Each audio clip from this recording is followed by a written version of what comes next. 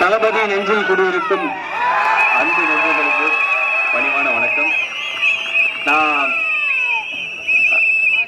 ஒருத்தர் நமக்காக வராரு, அதுவும் தளபதி நமக்காக வராரு, என் அண்ணன் நம்ம அண்ணன் நமக்காக வராரு அப்படின்னா என்னால என்ன செய்ய முடியுமோ அதை செய்யறதுக்கு தான் நான் இங்க வந்திருக்கேன்.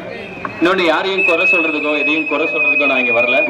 ஒரு சின்ன விஷயம், இந்த எலெக்ஷன்ல நிக்கிறவங்க எல்லாருமே அவங்க கிட்ட என்ன சொத்து இருக்கு அப்படின்றது வந்து கணக்கு காட்டணும், டிரான்ஸ்பரண்டா காட்டணும்.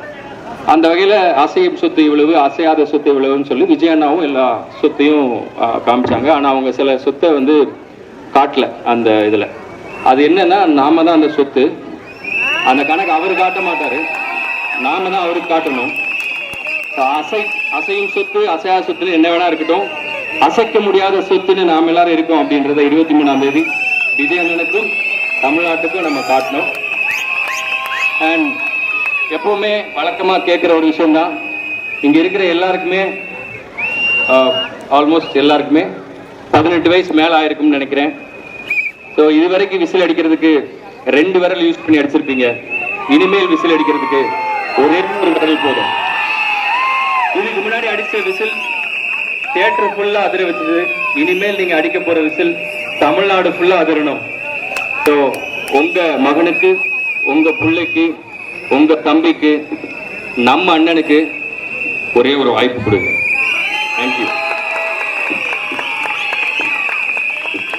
அண்ட் இந்த வேளச்சேரி சட்டமன்ற தேர்தலில் இந்த தொகுதியில் நிற்கக்கூடிய